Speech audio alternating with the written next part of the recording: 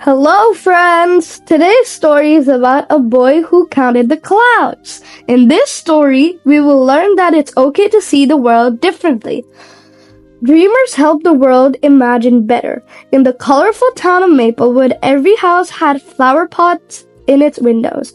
Every mailbox wore a smile, and every street smelled faintly of jasmine in the mornings. It was the kind of place where everyone knew everyone's dog's name, and even the clouds seemed to float a little slower, just to enjoy the view.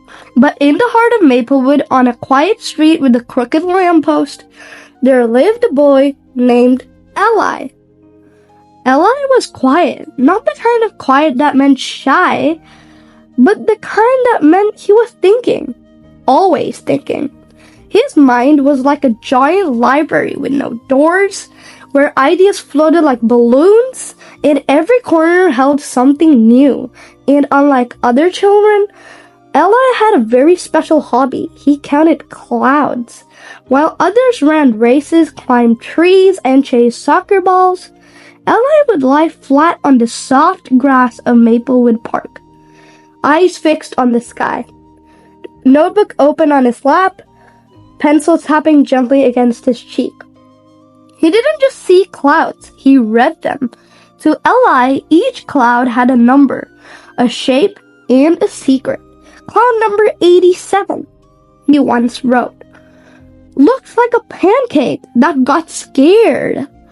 Cloud number 103 is shaped like a dragon, but it's crying a little. Cloud number 112 is a bridge. Maybe it connects two places that miss each other. The wind would ruffle his hair, and sometimes a leaf would land on his notebook. He didn't mind. Leaves were a good company. But not everyone understood Eli. At school, the other kids were loud and fast and full of games. They were kind, mostly, but confused by Eli. Why do you count clouds, they'd ask. Don't you get bored just lying there?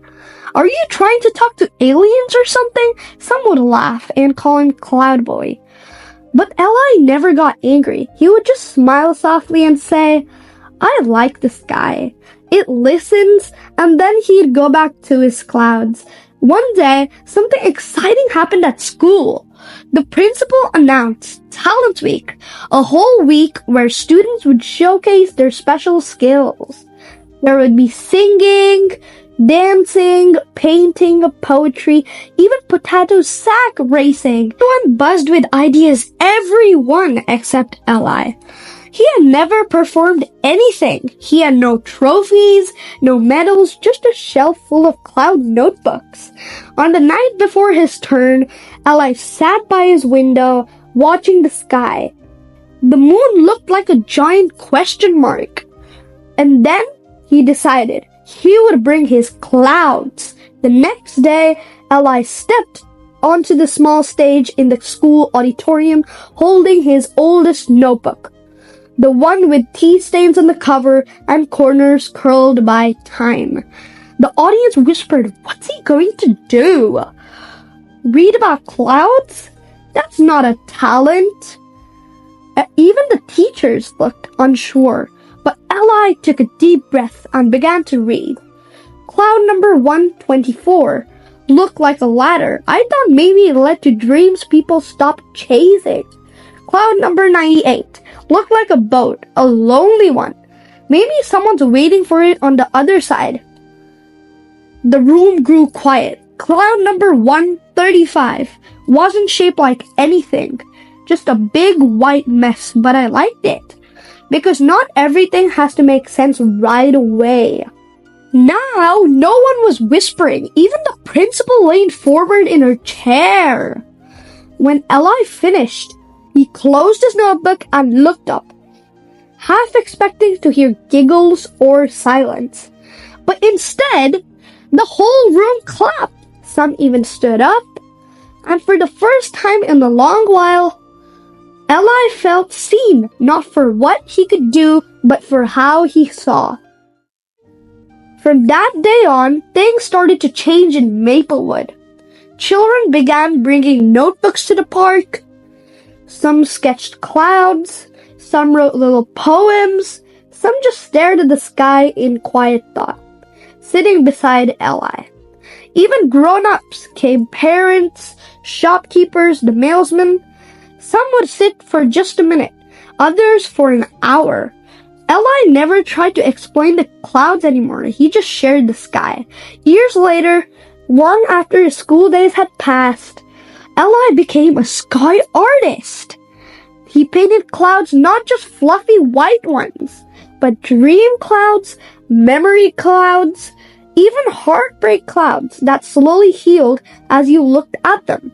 His art gallery became famous around the world. It was called the Floating Museum. People walked through quiet rooms filled with sky-colored walls and soft music. And in the center of it all, behind a glass frame, was Eli's first notebook. The one where cloud number 1 looked like a bread roll. And cloud number 112 was a bridge between two lonely places. So in a world that tells us to hurry, Eli showed everyone how to slow down. In a world full of noise, he reminded us to listen to clouds, to silence, to each other. And in a world that often asks us to fit in, Eli taught us that being different is sometimes the most beautiful thing you can be. So my friends, you don't have to be the loudest to be heard. Sometimes the quietest dreamers show us the sky we have forgotten to look at.